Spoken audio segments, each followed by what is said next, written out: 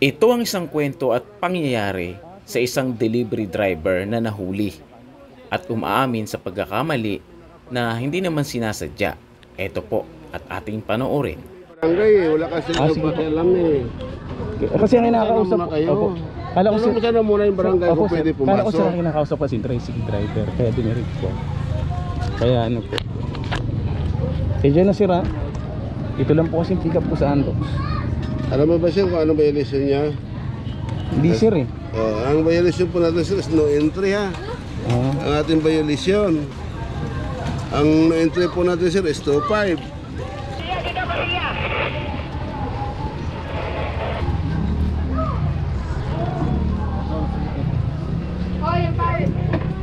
Sir, alin po ba yung way dito pag mga galing doon? Sir, may oras kasi tayo. Nakikita nyo ba yung tarpaulin doon sa labas? Ay, dito lang po ako nagaling sa may ano, sa may motor trade po. Lumiko po ako kapag ano, kaya Kaya hindi ko nga po yun sir, bago ka lumiko dito sa kanan, just tapat ng motor trail sir, yun, yung tarpaulin na yun na nakatalikod. Ayun po, Nakikita niyo po yun. O Hindi ko yun. po napansin kasi lumiko po ako papag ganun eh.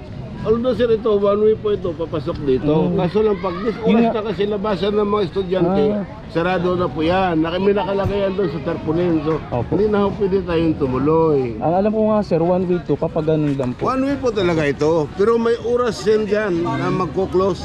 Dahil gawa po labasan ng mga bata. Maya-maya lang, di mo na ito makikita yung Kaya daan sir, dito. hindi ko rin sir kasi alam na nagwa one way. Ang alam ko lang talaga, bawal lumabas. Pero yung papasok, yun po yung alam ko. Kaya sir, pasensya na po. Hindi ko dito lang po kasi yung pick up ko. Wala akong ibang alam na daan po kasi. Saan ba yung pick up niya sir? Ito po, Andox po. Ito, Nadalo mo naman yung mga barangay dyan, dalawa na Opo, yan, sir. nandiyan dyan. Di ba? Sana nagtanong kasi pwede po ba pumasok? ayun nga sir, hindi ko rin po. Sir, ito po, Andox. O yan nga sir, yung Ayun nga po sir, kaya wala sir ako ibang daan kasing ano eh. Kaya nga po sir, nagtabago ka tumuloy dito, nagtanong ka muna.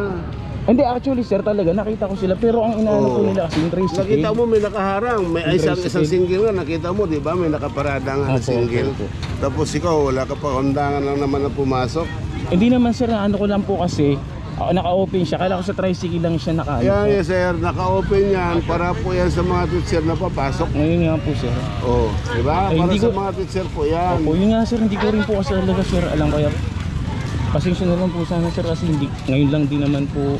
Ang alam ko talaga sir, one way siya papasok. Labas mo yung motor mo. Sir, saan ako mag-ano po, mag-enter? Ay, dito na lang po ako. Tapos lakarin ko na lang sir. Tinatawag kasi kita, hindi ka doon kita mo? Oo, sir, pasensya na kasi po. Yung sa tricycle kasi akala ko yung nakausap niyo po. Sorry sir ah. naman ganun. Opo sir, pasensya na po. Sir, pasensya na po. Alam mo, Ilabas ko na lang, sir. napapagitan eh. Labas ko na lang sir ah.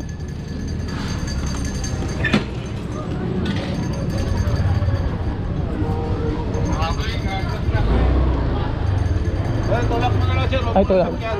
Kasi CCTV natin sir, nakaubang.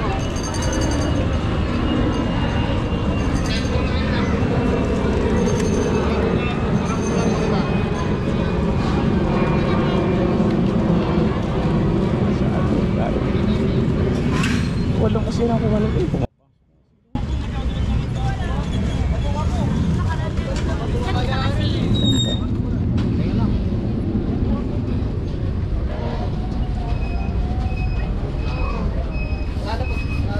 Kuya, pwede rito? Submit lang. Pwede dito. Ay.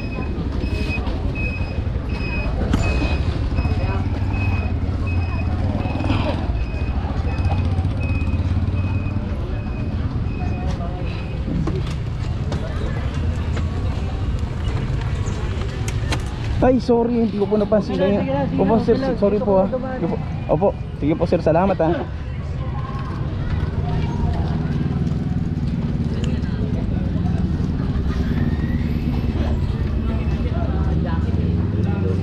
Sir, sorry po ah, hindi ko na po ano sa susunod. Hindi ko po kasi alam ko one way lang po talaga. Una ulitin sir. Opo sir.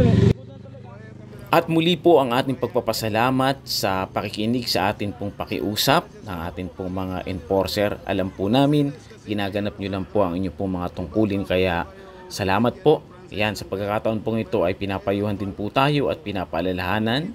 Yan, napakaganda po na tayo po ay talagang nagpapayuhan, nagpapaalalahanan. Kaya salamat po sa inyo pong pagpapaumanhin. Pero 2.5 yan, pero Opo. dahil marunong ka makikiusap, tayo naman ay tao lang din Opo. nagkakamali. Yung nga po, Gamitin sir. natin kung anong tama. Ha? Opo. O na po ulitin ha. Next Opo, time sige, sir, sir. wala na tayong pakiusapan. Opo. Sige po sir, thank you Sige, po. sige. Sir, pick up lang po ako. At yan nga po ang nangyayari. At ngayon, alam ko na mayroon po palang oras na nagsasara po sa lugar po na ito.